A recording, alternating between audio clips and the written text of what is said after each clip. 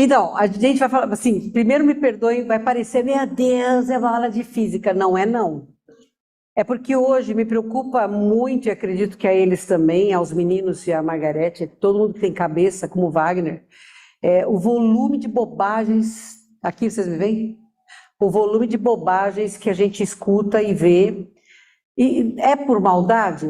Porque é problema de quem fala, não é nossa a motivação. Mas é óbvio que no momento em que está se trabalhando para a expansão da consciência de toda uma humanidade, nós somos exceção à regra.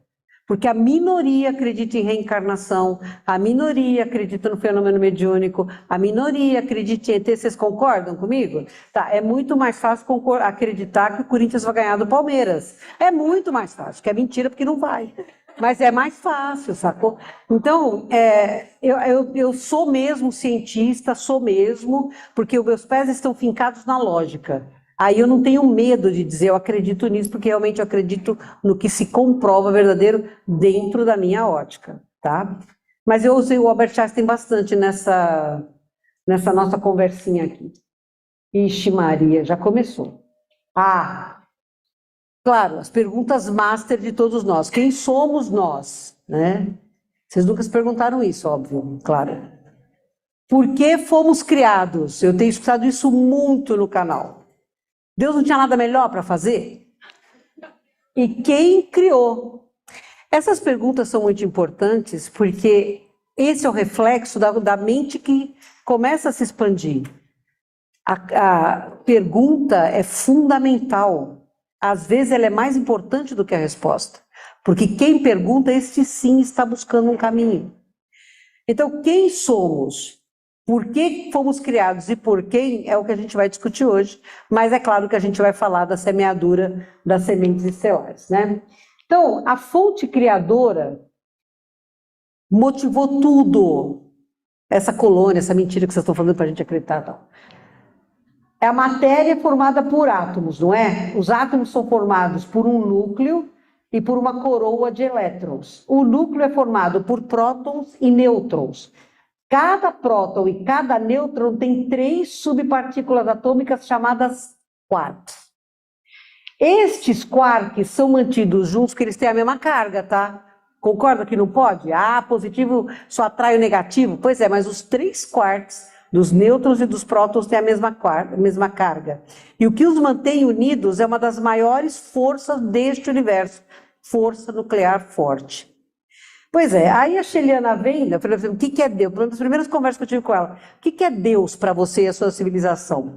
A fonte criadora está em... Existe. Por isso ela é onisciente, onipresente e onipotente, por causa que ele é a força nuclear forte. Enquanto nós pensarmos que Deus é um senhor amável, vestido de azul, de barba, rodeado de anjinho, a gente vai reduzir Deus à nossa potência. Mas quando nós entendermos que Deus está em cada quark de tudo que existe neste universo, aí fala, nossa, cara, a gente nem sabe onde o universo vai terminar, como termina, onde começa. É absurdo o tamanho desta energia de amor incondicional chamada Deus. E por que ele nos criou? Eu já escutei isso, Deus estava sozinho, por isso que ele criou a gente. Ele não estava sozinho. O amor incondicional só existe quando você tem a quem amar, senão não existe. Por amor, ele produziu a criação. E por mais amor ainda, ele nos permite crescer. Então, eu não acho que eu estou reduzindo Deus quando eu digo assim, cada vez que uma unidade que ele criou evolui, Deus cresce em energia quântica. Porque para mim isso tudo se soma. Não é? Quando o ser de um planeta expande a sua consciência e dá um salto quântico para o próximo estágio, o planeta aumenta a sua evolução, o sistema solar deste planeta aumenta a evolução, a galáxia deste sistema solar aumenta a evolução, o universo aumenta a evolução. É uma consequência, soma. Nós não estamos sós. Nós somos o fractal de algo tão grande que a nossa mente física não consegue dimensionar. Nem a mente espiritual consegue dimensionar. Mas o fato é que nós somos um fractal. como já foi falado aqui, né? Essa aqui é uma imagem do telescópio espacial Hubble, do aglomerado de galáxias SMAC em 2017. Olhem bem essa imagem. Agora vai entrar ciência, quem não gosta me perdoe, mas vocês precisam disso para entender o resto. A velocidade da luz é de 3 vezes 10 à quinta potência, ou seja, 5 zeros, quilômetro por segundo. É rápido, né? No Big Bang, até hoje, o nosso universo tem 13,8 bilhões de anos. Nesse tempo, a luz viajou 10 elevado a 23 quilômetros. 10, 23 zeros. Eu escrevi, eu fiquei cansada, eu parei no 21, falei, mas... gente, isso é muita coisa, do boom. O que é o Big Bang? É quando este universo surgiu do universo imediatamente anterior. A teoria do universos paralelos, que a mecânica quântica, ou física quântica, como vocês preferirem dizer, propaga, e eu acredito nisso porque é assim que eu vejo também, cada universo vem, mas não é uma cebola que vem de dentro para fora, porque os maiores são as cascas externas. Cada vez que o universo atinge um quantum de expansão X, um novo universo cria-se por um gigantesco buraco de minhoca. Esse é o nosso Big Bang. Aquela energia, sabe, galáxias começam a colidir, a gente já está vendo isso aqui, né? A galáxia colide, muito planeta explode, tem um enorme volume de energia liberado, de massa liberada em vários setores do universo. Existe um momento em que este quantum atinge o risco de explosão. Como a taça de cristal, quando a Margarete canta, que ela começa a fazer blum, blum, blum. Quando a Margarete atinge a nota da taça, a taça faz pim. Pois esse é o risco do universo, fazer este pim, porque as Margaretes começam a cantar no universo. O grupo, Margarete explode o universo, cara, eu já cheguei a essa conclusão também. Porque ela viu a bagunça energética que deu aqui, só pode ser porque ela estava cantando, só pode. E quando, para evitar este pim, um novo e recente universo vem, criado por um preposto divino, e que traz com ele outros irmãos que abandonam o lugar de conforto para ser o quê? Co-criadores desta nova fase. Então, este Big Bang, há 13,8 bilhões de anos atrás, que nos criou, trouxe toda a promessa de mais mônadas serem criadas. É um recomeço para todo mundo. Mas vem gente de outro universo para cá? Pode vir sim, mas o universo não é criado para pegar os outros. O universo é criado para continuar criando. Um dia vai chegar que o nosso universo vai estar nesse ponto de explodir. Pumba! Surge o outro universo. Neste momento nós somos o caçulinha da família. Os doidinhos, né? O universo está se expandindo numa taxa de 70 quilômetros por segundo de megaparsecs. Lembra que o André falou de parsec? É a medida de distância que se usa. Um megaparsec é 3 vezes 10 a 19 quilômetros. É longe, hein? Eu esqueci, a chilena fala, isso é um parsec de distância. Você fala, meu Deus do céu, para ela não é nada, para nós a gente nem, né? Em tese, gente, os extremos deste universo distam 46 bilhões de anos-luz um do outro.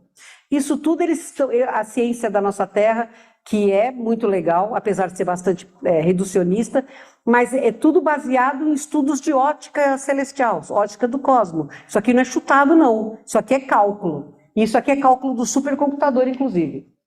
A galáxia GN-Z11, que é a mais perto, tá? Quando nós fomos criados... Hoje, a luz dela demora 13,4 bilhões de anos-luz para chegar à Terra. Quando a Terra nasceu, demorava só 3 bilhões de anos-luz. Então, está crescendo. Aí tem aquela pergunta, mas se está crescendo o universo, por que as galáxias colidem? Essa é uma pergunta que a gente tem que fazer. Eu não encontrei ainda com o Jeová para perguntar para ele, nem com Deus, eles não me responderam, mandei no WhatsApp, ninguém respondeu. Mas concorda, se ele está crescendo, por que as galáxias colidem? Porque elas estão no mesmo campo quântico. E quando você está no mesmo campo quântico, você se soma.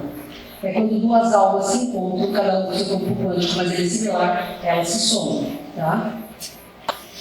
Agora, esse é o Hubble, tá? O Hubble é bárbaro, né? Vê o James Webb, ó. A mesma galáxia feita pelo espetacular telescópio espacial lançado este ano, James Webb. Olha a diferença. Hubble, James Webb. Ó a definição. E eles estão dizendo que o ano que vem eles vão lançar uma coisa melhor que o James Webb. Já imaginaram as imagens? Quer dizer, dá para dizer que a gente não está evoluindo em ciência?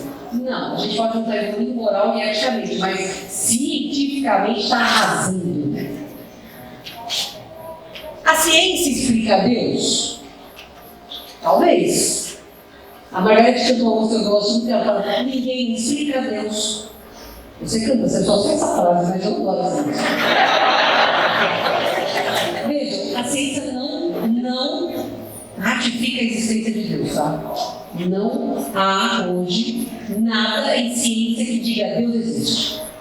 Mas há vários cientistas que pensam fora da caixa. Albert Einstein, né? Se existe um Deus que criou todo o universo e todas as leis da física, Deus segue as próprias leis de Deus? Ou Deus pode suplantar suas próprias leis, como por exemplo, viajar mais rápido do que a velocidade da luz, e assim ser capaz de estar em 2 lugares diferentes ao mesmo tempo.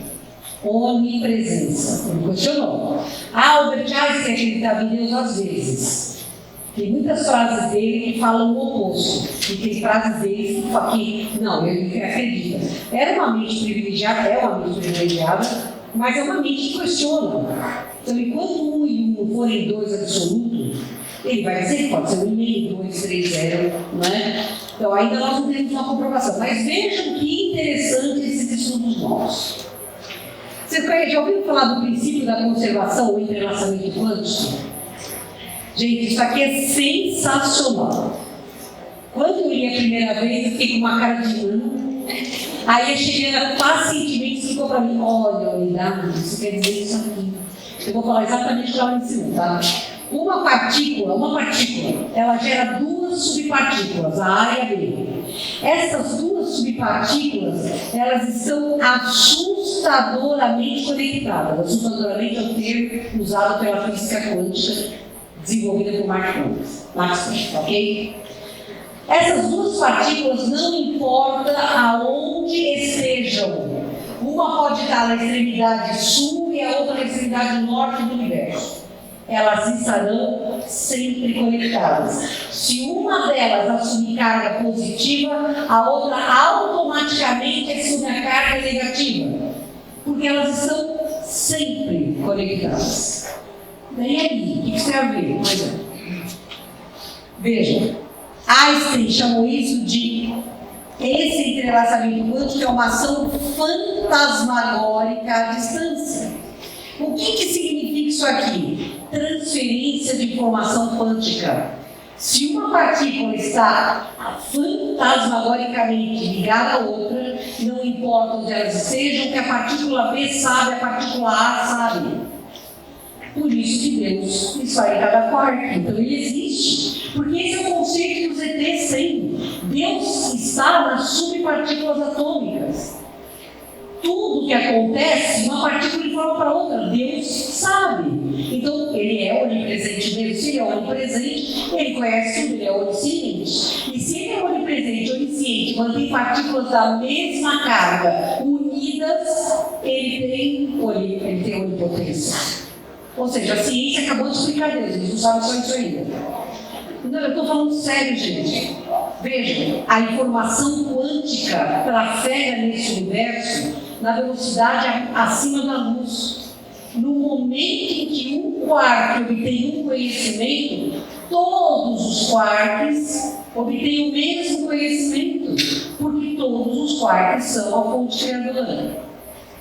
Em nós somos formados por zilhões de átomos, o corpo físico, o duplo etéreo, o perispírito, o mental concreto, o mental abstrato, o búdico, o átmico, tudo é formado por átomos. Como o Hernani Guimarães provou no átomo quântico, átomo multidimensional. Ora, se Deus está em cada átomo de tudo que existe multidimensionalmente, vocês já pensaram com quanto tem de Deus em nós? Tem mais Deus do que nós. Daí, por isso que Jesus falava: não tenha medo de se entregar ao amor, entregue-se ao amor, porque você é feito de amor. E se a gente entender essa sacada, como Jesus entendeu, Maria entendeu, se a gente fizer esse conhecimento racional passar pelo emocional, a gente vira este mundo para a luz de uma vez por todas. Ó, faz 2000 anos que o cara falou isso, a gente não entendeu, mas agora a física está explicando e a gente vai entender, né? Vocês estão com uma cara tão assustada. Não fiquem não. E aí, né, Fabinho aqui, a gente combinou, né, Tim? A gente combinou que é pôr o slide igual, foi combinado. A teoria monádica, né, a mônada, a alma, e o que está em personalidade pode ser dividido pelo espírito, foi uma teoria trazida pelo Joshua Davidson. Já ouviram falar dele? Joshua Davidson, que foi, quer dizer, que tem como mestres a Alice Bailey e o Dval Kuhn. Então, essa teoria que ele trouxe, e é corroborada não só pela chilena, mas por vários textos, diz o seguinte: a centelha divina é a mônada. Assim que ela emerge da fonte criadora, ela puxa aquele espírito, ela puxa aquele cósmico e faz um invólucro para se manter o quê? Íntegra. É uma energia que puxa a sua primeira roupinha, que é o primeiro perispírito. Aí ela se divide em 12 almas. Cada alma puxa o perispírito, o líquido cósmico, e se reveste. Quando essa alma está revestida, ela se divide em 12 espíritos. Pronto, fez a entrega. 144 espíritos que tem que passar pela trajetória inteira da evolução. Aí quando você fala assim, nossa, você olha para aquela pessoa, sinto um amor por ela, é a minha alma gêmea. Pois é, provavelmente vocês estão na mesma mônada. Às vezes a alma gêmea é fake, tá? Então fica cuidado, não se calar, pé no chão. Mas é muito provável que espíritos muito ligados façam parte realmente da mesma alma, que são parte da mesma mônada. Os grupos karma familiares são todos monádicos, eles são parte da mesma mônada. Por isso que você só se livra da encrenca quando você muda de estágio. Aí significa que eu posso ir para outro grupo karma? É, você vai para outro grupo karma que é da mesma família, até que a gente evolua. Para que uma mônada se reentregue à fonte criadora, todas as 12 almas têm que ascender. Para que uma alma ascenda, todos os 12 espíritos têm que ascender. Então, o fractal que nós somos hoje, nós somos fractais hoje, estamos em progresso até chegar a um limite que é estarmos como espíritos puros ou purificados, alma, e quando estas almas tiverem criado ao infinito, reintegram-se a mônada, reintegram-se a fonte criadora, e aí vão criar para a eternidade. A gente não precisa se preocupar com que a eternidade seja monótona, porque a gente não vai lembrar que a gente é indivíduo, a gente vai ser coletivo. E essa sensação de coletividade é que os insetóides têm, nós perdemos. Os insetóides, eles sempre pensam em coletivo. Por isso eles são tão fortes, eles são tão expandidos na galáxia, eles são coletivo. E nós, adâmicos, reptilianos, felinos, reticulianos, somos o quê? Indivíduos. A força vem da coesão, a força vem da união. A gente vai aprender isso um dia.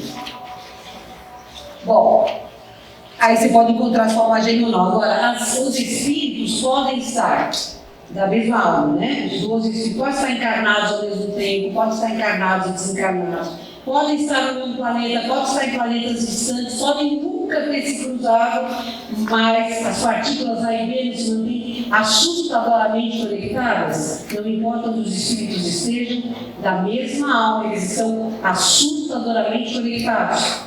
E muitas vezes, quando nós estamos dormindo, tem aquele sonho sem pé e cabeça, está havendo uma troca de informação quântica entre os espíritos da mesma alma. A alma aprende pelo coletivo também. Você não precisa aprender sozinho.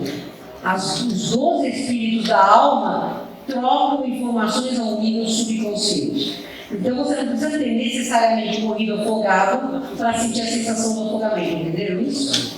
Por isso que quando a gente fala de regressão, de acesso e tal, às vezes não é a tua memória exatamente. Isso aí, o profissional às vezes tem que ser muito bom para não induzir em você um trauma pior do que você já tem, né? Agora, existem leis universais que valem para qualquer lugar deste universo. Então, cada planeta tem o seu campo de manifestação energodimensional. Ou seja, cada planeta tem a sua característica energética. Isso significa o quê? Que o planeta tem definidos DNAs que nele podem existir. Só para vocês terem ideia, o nosso DNA e o DNA da moça que estava tomando café é muito similar. O nosso DNA, o DNA do macaco é 90% similar. 99% similar. Então, quando você olhar para o macaco, já pode chamar ele de primo. 99% similar. Gente, a Terra tem um DNA mãe quântico do planeta. O que isso significa? Que um cidadão de outro planeta, nascido aqui, não pode existir. Para nascer na Terra, ser gerado na Terra e nascido na Terra, ele tem que ter o DNA quântico da Terra. Jesus passou por 1000 anos num período de trabalho para readquirir o corpo mental concreto, teve que readquirir a possibilidade. Maria tinha esse DNA. Ok, que não teve genética do José, não teve mesmo. Jesus aí tem a sorte artificial mesmo. Essa mexida de DNA foi feita porque um corpo totalmente humano não suportaria enquanto, ainda que extremamente reduzido, teve para.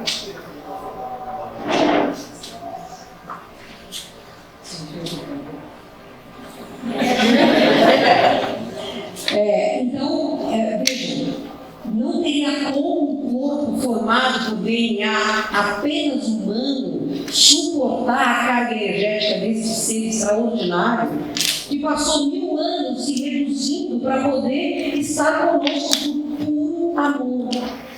Porque ele sacou que os maluquinhos aqui da Terra não estavam conseguindo ir além do ódio, além do medo, além da força desmedida sobre o direito.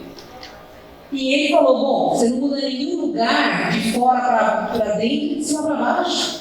Eu vou nascer pobre entre eles para mudar a sociedade de baixo para cima, de dentro para fora. É a única possibilidade. É a única possibilidade dessa raça do planeta Terra não ser extinta. Por excesso de hostilidade. Vocês entenderam o nível de amor desse cara? Mas não dava para você botar tudo isso de amor num corpinho como o nosso, dá? Não. Então Maria, que já era um ser celeste, é da mesma mônada que Jesus, é mesmo, deu a parte de óvulo dela, porque ela também foi implantada no útero de Ana, né? Papai e mamãe eram velhinhos, estréilos, pimba, mamãe está grávida, papai nem sabe o que foi que aconteceu. É só ler a Bíblia, é só ler a Bíblia. Eles eram estéreis e idosos para a época, né? Idosos para a época, e a Ana engravidou de Maria. Ela também foi inseminação artificial. João Batista também foi inseminação artificial. São corpos muito quânticos, gente. Não dá para ser. Mas era preciso que houvesse uma raiz na fisicalidade. Por quê? Porque Jesus não ia romper a lei. Então, ele foi introduzido com uma modificação genética, mas ainda assim tendo o DNA raiz quântico do planeta Terra. Tá? Entenderam? Aí assim, então, mas eu achei que eu era um ET. Provavelmente você é. Porque é muito pouco provável que existam evolutivos primários da Terra. A Terra é muito velha, nós somos muito primitivos, é muito ruim para a nossa moral pensar que a gente começou a história aqui. É melhor dizer assim, não, a gente veio outra... né? Mas, de fato, assim, quase todos somos extraterrestres, contudo, todos nós nascemos na Terra e temos o DNA quântico da Terra. Então, se alguém falar para você, eu vim de Sírios, você fala, aham, que bobagem que você fez, hein, negão? É? Como a Margarete fala. Porque lá na Casa do Consolador a gente escuta isso humilde. Margarete, eu sou de Arcturus. Ela fala, puxa, o que será que você aprontou, né? Ela não deixa eu falar com essas pessoas, porque eu sou muito assim, honesta, mentira. Mas assim, verdade, a maioria de nós, a quase totalidade de nós é de fora mesmo. Mas hoje nós somos terrícolas sim. Há várias encadernações ou há uma encadernação, não importa. Mas nosso DNA hoje é humano, é da Terra, senão a gente não ia conseguir se manifestar aqui. Não ia dar certo com o quantum planetário, entenderam? Então você tem regra, o universo tem regra. Existem DNAs similares, mas ainda assim não compatíveis com a manifestação tridimensional de cada planeta não gasoso ou dentro do círculo interior de cada sistema solar. É óbvio. O Bernard Palissy, ele não morava em Júpiter, ele morava numa das luas de Júpiter. Mas você acha que em 1858 alguém ia falar de lua de Júpiter? Não. O Emmanuel, quando escreve em Renúncia sobre aquele espírito de Saturno, ela mora em Saturno? Não, ela mora numa das luas de Saturno. Qual é o problema? Né? A gente não conhece, nunca foi lá. Dizer que mora ali ou mora lá, dá na mesma, né? Eu moro em Aracaju, você pergunta o bairro? Não, você conhece Aracaju? Não, então por que você pergunta o bairro? Moro em Aracaju, ponto, né? É assim que funciona, tá? Então, muito bem. Não, mas gente, isso aqui é sério, tá? É para vocês pararem de acreditar em conto da carochinha. Né? Então vejam bem, o DNA dos humanos da Terra hoje é o DNA de raiz deste braço de Órion. Quais são as raças ou as etnias que existem no braço de Órion? Nós, adâmicos, Adão Cadmon, todos são hominais, cabeça, tronco e membros, isso é ser hominal, tá? Nós somos hominais adâmicos, de diferentes cores, mas com uma pele fina, embora varie muito pouco, com uma equidistância de olhos, com uma assimetria no corpo inteiro, que isso faz a gente ficar bonito, por isso que as pessoas fazem a harmonização facial, ficam esquisitas, porque o nosso cérebro registra beleza na assimetria. É verdade, isso é real. Você vê o cara que faz, você fala, tem alguma coisa errada com essa pessoa. Tem, porque o meu cérebro só vê beleza na assimetria. Ele foi treinado a encarnações para isso. Entendeu? Sacou? Pois é. Então, os reptilianos, depois os adâmicos, os insetoides, os reticulianos, que podem ser de um monte de cor, de tamanho, de formato de cabeça, tal, é a pele de escama, sabe, de querer golfinho, são os mais frequentes do braço de Órion. E os felinos são os mais frequentes do braço de Órion. Existem outros? Sim. Dizem que tem até seres de silício. Tem seres... Camille Flammarion fala de seres planta, seres árvores. Vocês lembram dos entes do Senhor dos Anéis? Pois, não, mas o Camille Flammarion descreve isso. Descreve seres plantas. Então, gente, esse universo é gigantesco, não dá para dizer, isso não pode ser. Em termos de etnia. Guarda lá na tua cabeça, pode ser que não seja, pode ser que seja, mas não despreza, porque de repente é. Né? Eu não acreditava em insetoides. A Gilda Moura, que eu respeito profundamente, falou de insetoide num workshop dela. Falei, bom, se a Gilda está falando que tem formigão gigante, deve ter insetoide. Mas mesmo assim, nunca vi um. Mas ela está falando, vou guardar aqui. Um dia eu estou na Casa Consoladora e ia ter a cirurgia dos ETs, e começa a ser às 8 horas da noite, a nave chegava, muda a cor da sala, tudo é muito legal. Eu entro na sala de cirurgia, tem um gafanhoto. Eu olhei para ele e disse, ele olhou para mim, acho que ele achou que eu estava falando boa noite, oi, tudo bem, seja bem-vindo, alguma coisa assim. Eu saí correndo, entendeu? Eu tomei um baita susto daquele cara verde enorme lá. Mas foi o primeiro insetoide que eu vi. Meu Deus, vamos correr. Agora, não vai, por favor, dá um clique assim, enter. Achou? Não pode nascer aqui, vir nascer na Terra com o DNA de fora da Terra, não pode. Mas podem famílias inteiras serem implantadas prontas aqui? Podem, foram e são. Porque vamos combinar, se a gente consegue hackear qualquer coisa, esses caras com muito mais facilidade. Então, nas décadas de 20, 30 e 40, segundo a Sheliana, muitas famílias foram inteiramente plantadas aqui para aprender, porque estava chegando a hora da Operação Nova Terra, para eles se enturmarem e nos entenderem. Depois eu conto para vocês uma brincadeira que eu escutei de um réptil lá da nave da China. Quando eu falei, você foi implantado, as famílias implantadas, ele falou assim, todos tomavam vacina contra a loucura. Bom, e a gente povoando a Terra, né? Como já mostraram aqui, vejam, nós não temos fotografia da Via Láctea, porque nós nunca conseguimos sair da Via Láctea para fotografar, claro, tá? Então isso aqui é desenho. O que a gente sabe? Você tem um núcleo, que é um buraco negro, rodeado por duas estrelas de enorme potência, que são os portões ou guardiões desse buraco negro. Foi por esse buraco negro que chegou a turma da pesada que criou a Guerra de Órion, tá? Os danados vieram pela porta que alguém estava dormindo quando eles chegaram aqui. Nós moramos aqui, ó, no braço de Órion. Estamos entre o braço de Perseus e o braço de Carina Sagitário. E a gente está bem aqui, aqui é o nosso Sol. Ou seja, a gente é menos do que a cabeça de um alfinete, o nosso Sol. E a gente se acha tudo, né? Só a gente existe. Muito bem, nós temos na Via Láctea entre 200 e 400 bilhões de estrelas. E aproximadamente 400 bilhões de planetas. É muita coisa? É, então obviamente nós não estamos sós, né? Não mesmo. O nosso Sol demora 225 milhões de anos para fazer uma órbita em torno do Sol central, que os maias chamavam de Hanabiku, tá? E a gente está aqui. Bom, as nossas raízes, os seres que vieram para a Terra, todos eles dentro do projeto de Jesus, da criação de uma escola aqui na Terra, né? A maioria, esses engenheiros siderais vieram para cá e fizeram uma série de testes. A Lua era fértil, tinha tudo que vocês imaginam na Terra, a Lua tinha, era um laboratório experimental, tá? Que obviamente cumpriu a função dela, deixou de ser hoje aquilo que a gente conhece, né, que está lá sequinha, mas tem água na Lua, tem gelo na Lua e tudo, etc. Mas está lá mais sequinha, ela foi um laboratório. Então, foram experimentados lá o DNA que daria certo aqui. Foi experimentado. Por quê? Porque você não brinca com a vida, né? Os principais tributários da Terra são os planetas do cinturão de Órion, das Pleiades e de Sírius e Vega, tá? Capela. Capela é um planeta que fica na constelação do Cocheiro ou Auriga. É aqui no braço de Órion, mas está longe para Dedéu. Quando os planetas desse sistema, após a Guerra de Órion, antes da Guerra de Órion, começaram, ela fica corrigindo, é uma coisa emocionante.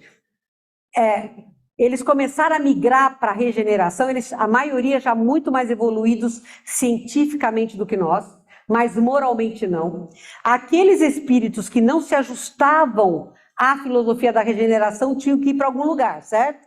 Certo. O que eles fizeram? Manda para a Terra. Porque a Terra está com uma turminha lá para começar. Então, vamos lá. Nós já tínhamos aqui o Australopithecus afarensis, tá? Órion, principalmente, ó, Bellatrix, Betelgeuse, os 35%, ó, a maioria veio aqui, ó, de planetas que são irradiados por Betelgeuse.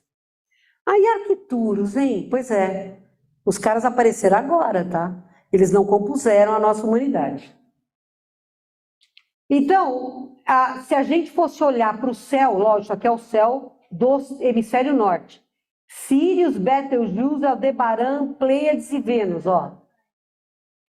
Aldebaran, só se entusiasmou por Aldebaran?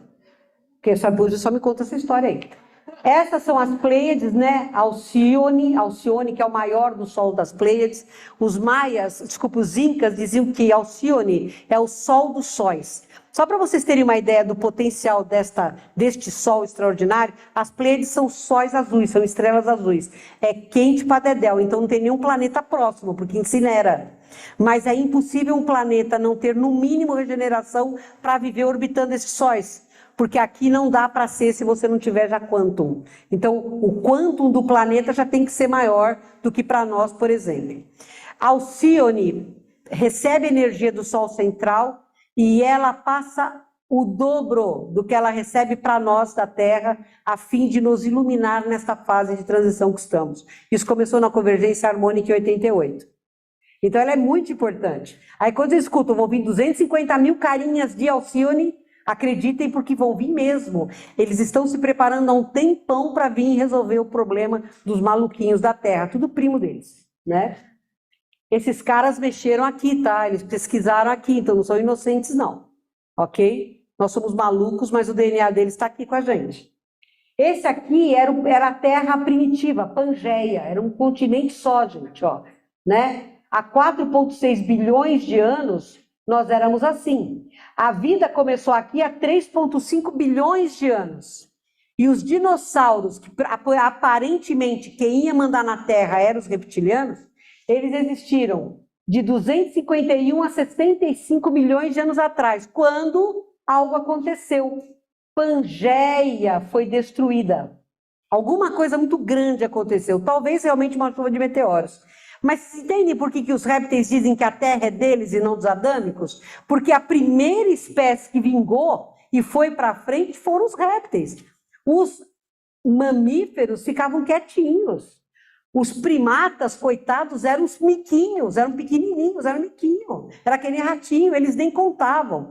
Por isso que os reptilianos dizem que a Terra era deles e não nossa. Vocês entenderam? Mas não é não, por quê? Porque eles devem ter feito alguma coisa catastrófica, porque acabaram com eles e com Pangeia. Quer dizer, a coisa foi tão grande que para exterminar, e só depois disso é que começam a aparecer os Australopithecus, né? Então, vejam, é muita coincidência, né? Eles somem a 65 milhões de anos, Pangeia é dividida em 65 milhões de anos, e aí nós começamos a falar das raças humanas adâmicas na Terra. A primeira é primitiva e etérea. São seres animais evoluídos em outros planetas que vêm para orbitar a Terra em preparação para encarnarem nos corpos dos australopitecos e dos primeiros humanos, o Homo habilis, né? Que é a raça pré-adâmica. Então, nós temos... Deixa eu só correr porque eu sei que meu tempo está curto. O Australopithecus afarensis, ele tem de 3,5 milhões a 2 milhões de anos atrás. É longe, mas é curto. Se a gente fizer história, é curto. O habilis, neste cara, encarnam os seres da primeira raça humana, que eram de animais vindos de outros planetas. Começou com 2,4 milhões de anos e foi até 1,6 milhões de anos. Percebam que eles se entrelaçam, ó. O Erectus, onde começam a nascer os capelinos que vieram para cá, os piores são os primeiros a nascer aqui, começaram a aparecer com 2 bilhões de anos e foram até 400 mil anos. E aí fica legal, né?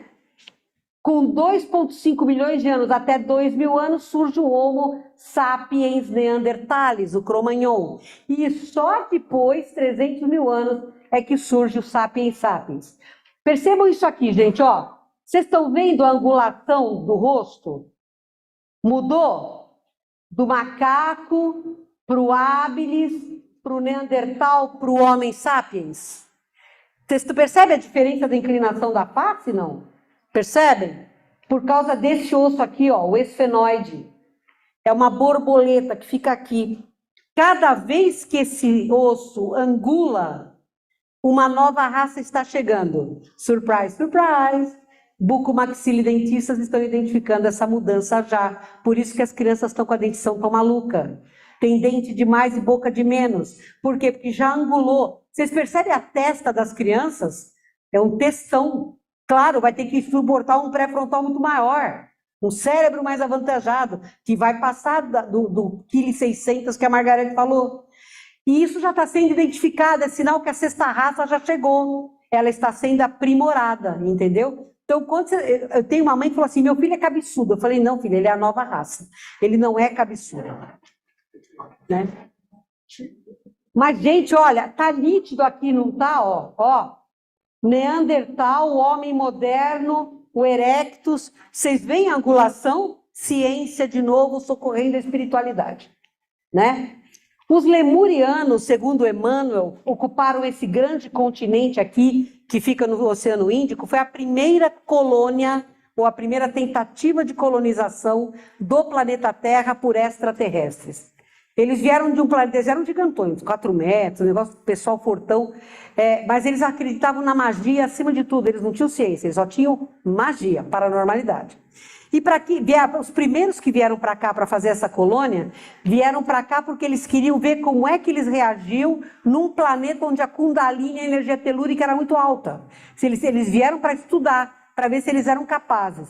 Pô, eles viram que eram capazes, não tinha ninguém para combatê-los. Nós é pó e a carne é fraca, porque eles não tinham tanta evolução ética e moral assim. Eles começaram a ficar loucos, entraram numa guerra fratricida, acabaram, fizeram o quê? Acabou com a Lemúria, fundaram a Lemúria. Aí, tá lá o coitadinho do Habilis, né? Os lemurianos foram, viram, não venceram, morreram. E aí veio o Ábiles. Quem vocês acham que encarna nesses espíritos, além dos animaizinhos que evoluíram para o adâmico? Quem? Lemurianos. E aí eles começaram a cascar pedra. Começaram a viver em grupo, mas sem idioma, sem nada. Por quê? Porque eles estavam espiritualmente atoleimados. Estavam muito doentinhos. Mas eles não tinham linguagem e vocabulário. Era assim... Olhava para a Margarete... Era assim que era, tá? Não tinha organização social nenhuma. Aí nós sofremos uma intervenção genética séria. Chegam os capelinos.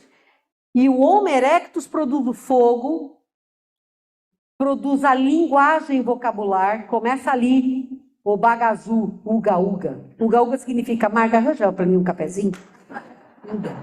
Mas aí começa a família. No Ábiles, quem mandava no grupo era o mais forte, não o mais inteligente. No Erectus é o mais inteligente, o que tem mais respostas, o que é capaz de defender a tribo. No Ábiles, eles não sabiam o que era macho fêmea, era instintivo. Quando dava certo, vinha uma criança.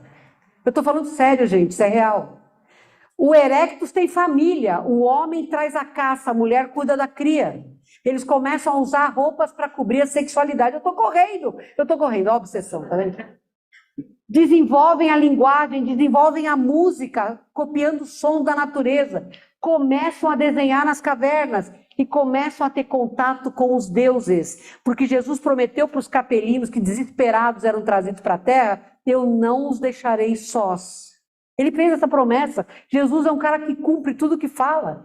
Então, os seres de outros mundos, principalmente de Capela, vinham acolher, abençoar a depressão que eles sentiam que devia ter sido medonha. Imaginem, tá? Imaginem. A gente não é o suprassumo da tecnologia, mas imaginem se vivendo numa caverna pelado, tendo que comer carne crua. Matar bicho, comer coisa que não era... Vocês conseguem se imaginar a situação? Então imagina os capelinos, a depressão que eles sentiam, então imobilizava. E Jesus prometeu que não os abandonaria. Então vieram os ETs, começaram a ir, a ter contato, porque aí eles viam alguma coisa que dava um eco de lembrança. E eles começaram a superar a tristeza e a depressão e produzir o quê? Evolução. Que foi para isso que eles vieram para cá. Para evoluir individualmente, mas trazer a evolução do coletivo para o planeta Terra. Não é lindo isso? E aí, com 200 mil anos, nós temos mais um salto quântico, mais uma intervenção genética, e surge o Homo sapiens neanderthalis e Cro-Magnon. Eu estou radiando futebol agora, quando eu correr. Este cara tem inteligência, este cara se comunica, este cara vê a roda, desenvolve a agricultura, ele aprende com os deuses, ele aprende com os ETs, ele é capaz de realizar sozinho.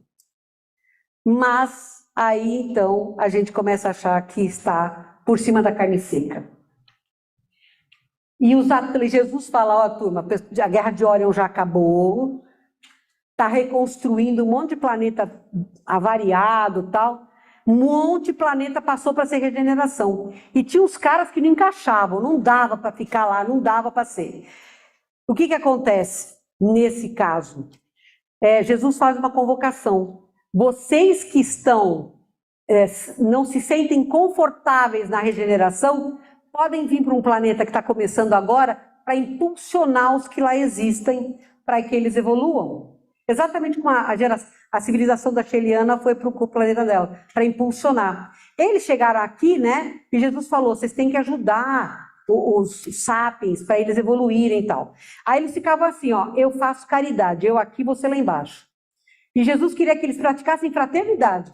Eles não entenderam. Começaram a achar que eram os reis do caqui, tinha energia abril. Tinha os brancos que eram cientistas, os vermelhos que eram xamãs.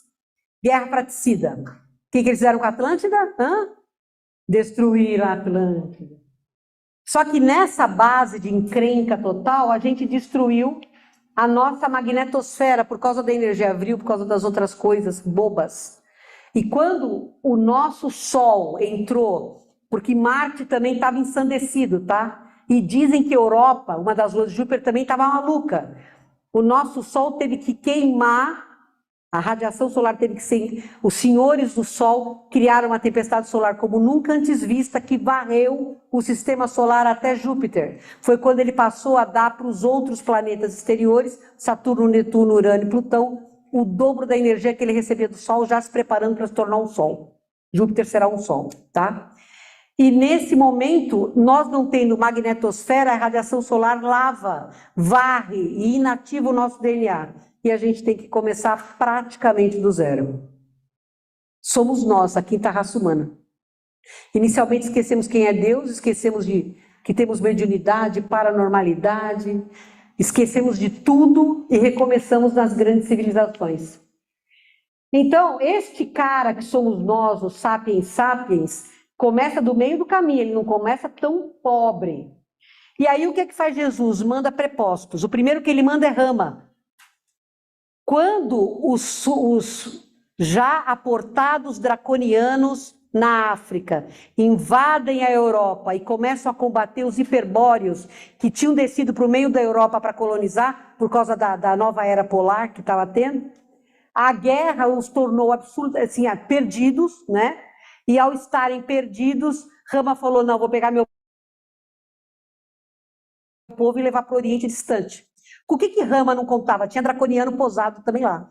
E esses draconianos entraram em guerra com os homens amarelos que Rama levou para lá. Só que ETs somados aos humanos, chamados os dragões somados aos humanos, conseguiram erradicar os draconianos de lá por um longo período. Só que agora eles voltaram e estão fazendo a festa lá. Então eles começaram na África e na Ásia, mas hoje estão espalhados até pelo nosso querido e amado Brasil. Os draconianos, ó, quem quiser ler sobre o que eles fizeram na África, procurem vídeos do Credo Mutua. Credo Mutua. Ele conta essa história com riqueza de detalhes. Quem tiver estômago forte, tá? E eles acham que a Terra é deles. Então, o DNA terrícola é raiz de greys, insetóides, adâmicos e reptilianos. Se você precisar de um DNA para colonizar algum planeta, vai na Terra que dá. Tá? Foi exatamente o que eles vieram buscar aqui. E estamos recebendo a sexta raça humana, porque a nova Terra precisa deles. Seres que não vão ter só 100 milésimos de segundo para ter uma resposta emocional. Vão ter um tempo bem maior, mais do que o dobro, podendo usar o livre-arbítrio com ética, com estratégia. Então eu não vou comer um brigadeiro, porque isso vai me matar. Até a página 2, obviamente.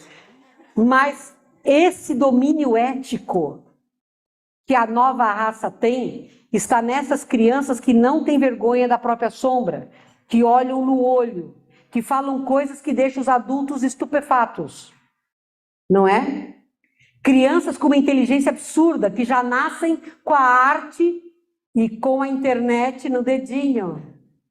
Se vocês soubessem o que o TikTok está destruindo dessas crianças cristais, vocês tiravam o TikTok das suas crianças. Aliás, vocês não dariam celular para bebê, a não ser que o celular para bebê tivesse só programação educativa. Vocês dariam uma noite por semana sem televisão e sem nada elétrico, com velas, contando a história da família. Porque aí vocês iam ajudar essas crianças a construir a nova terra. Eles precisam conhecer a raiz, gente. Eles precisam saber a história das famílias, a história de luta e de superação, para eles serem o que vieram ser. Ah, consegui acabar aí para vir, Helena. Jesus Cristo. Quantos minutos? Beleza, então agora eu vou me esbaldar. Na verdade, ó, então, o que é real disso aqui, gente, ó? Quando os ETs, quando a Confederação, a pedido do comandante planetário, Jesus, fez o acordo com diretrizes planetárias, que é o plano mais alto, é a 7ª dimensão do planeta Terra. Todos ali são prepostos de Cristo. Quando foi feito este acordo deles ajudarem a humanidade a dar o próximo passo com o menor dano possível, também foi deixado claro que eles não poderiam interferir. Por quê? Porque somos nós os habitantes responsáveis pela Terra. Eles não podem interferir. Então não pensem que o ET vai vir para resolver problema de vocês. Ele não vai. Muito menos incorporar numa briga de marido e mulher para adaptar. Nem mentor da Terra faz isso, quando mais ET. Quem faz isso é médium mistificador. É pilantra. Mas vejam, é muito importante vocês entenderem isso. Eles estão ao nosso lado, lutando ao nosso lado para que a gente encontre a solução para os problemas que criamos. Eles estão limpando os rios, a terra e o ar, já estão trazendo espécies vegetais e animais. Se vocês procurarem artigos de botânica, vocês vão ver que, nossa, tal animal estava extinto, agora ele voltou. Porque muitos animais, muitas espécies serão extintas agora, nessa mudança, porque obviamente o planeta de regeneração não é compatível com alguns animais que são mais selvagens. Eles são errados? Não, esses espíritos estão em evolução, mas não vai ser compatível com a energia da nova Terra. Mas obviamente que o maior efeito que eles podem ter sobre nós é a gente entender que não está sozinho, que nós não somos os reis do caqui, da cocada e do cacau, porque não somos.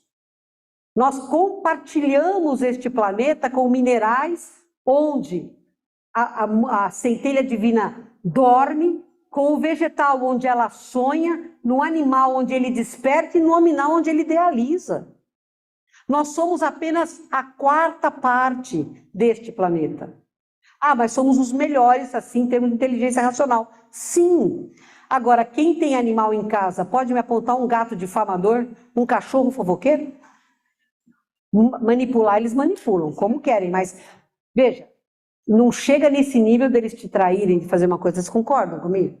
Então, a emoção neles é mais pura do que a nossa. Nós temos a inteligência racional que eles não têm e a espiritual que eles não têm. Mas emocionalmente eles estão mais puros. Por quê? Porque eles ainda não tiveram o total livre-arbítrio. Eles têm quereres, mas o livre-arbítrio deles é muito iniciante ainda. Isso faz um universo de diferença. A nossa postura como humanos que acham que estão expandindo a consciência ou que estão buscando a expansão da consciência, nós temos que ter em mente que a gente só vai progredir quando a gente tiver autoconhecimento, porque se a gente não souber quem é, não conserta o que está errado. Não tenha vergonha de se olhar no espelho e falar, se eu pudesse eu me divorciava de você, mas eu não posso. Então se ame, se aceite, se aceite. Você é desse jeito, mas você já foi muito pior. Ó, levanta a mão quem teve uma doença grave, tipo câncer aqui, levanta. Tá, a gente está melhor do que quando a gente nasceu, a gente curou, e nesse karma a gente não tem mais. Vocês mudaram ao longo da vida? Vocês são melhores do que vocês eram quando nasceram. Por quê? Porque vocês aprenderam. Quando a gente usa o aprendizado para dar um passo à frente, você já está melhor do que estava quando você nasceu. Ah, mas tem gente que piora? Tem gente que piora, paciência, existe sim. Tem gente que fica igual, tem gente que fica assim. É problema deles, o nosso problema sou eu. Eu não respondo pelo DNA de ninguém, cosmicamente só pelo meu. Então não percam tempo, fulano falou que isso aqui é sério. Você acha que é verdade? É problema de quem está falando. Se for verdade é dharma, se for mentira é karma. E quem acreditar, segue porque se afiniza com a ideia. Não percam o seu tempo. Não julguem, analisem, é completamente diferente. Uma pessoa deveria ser analisada pelo que ela faz de bem. Essa devia ser a única análise que a gente poderia fazer. Nossa, que legal, aquela pessoa me faz bem. Pronto. Aquela pessoa não me faz bem, eu vou me afastar. Pronto. Mas não percam o seu tempo em julgamento. Gente, nós não somos inquisidores. O pessoal da Inquisição, com exceção daqueles que eram mais cruéis, está todo encarnado no mundo agora. Se você sentir em você aquela fleuma de te peguei na curva, você foi inquisidor. Então olha no espelho e vê aquela coleirinha branca toda engomadinha que eles usavam e pensa que você pode ter perseguido pessoas e levado elas à fogueira. Desce da corte, desce do trono, desce do púlpito. Estou falando sério. Porque nós não somos mais inquisidores. Mudou. Hoje nós temos que ser analisadores. Esta árvore tem um bom fruto, vou comer do fruto dela. Esta árvore tem um fruto que não é bom, me afasto. Aquele fruto eu não conheço, então eu deixo ali para ver o que é que vai dar. Mas não julguem. E vou repetir o que Jesus falou à exaustão. Entregue-se ao amor sem medo. Porque o amar é muito mais do que querer ser amado em troca. Só amar já torna você pleno. Como Maria, como Jesus, como Francisco de Assis, Chico Xavier, Madre Teresa de Calcutá, Irmão Dulce, Gandhi, esses grandes seres, avatares extraordinários que tiveram na Terra, hoje não existem avatares na Terra. Hoje não tem. Tá? Por quê? Porque nós estamos por nossa conta e risco. Mas nada impede que nós nos tornemos realizadores do bem. Por isso o autoconhecimento é fundamental. O conhecimento é essencial, porque o conhecimento te traz ferramentas para você ser mais assertivo, ter mais qualidade de resposta, ser menos enganado, menos tapeado. Mas a prática do bem é tão importante quanto, se não for mais que as outras duas. Porque não adianta nada você ser autoconhecimento, conhecimento e ficar em casa fazendo A luz não é inútil, a luz é profundamente útil. E se a gente quer realmente fazer essa passada, nós precisamos muito deixar de falar e começar a fazer. Tá? Muito obrigada.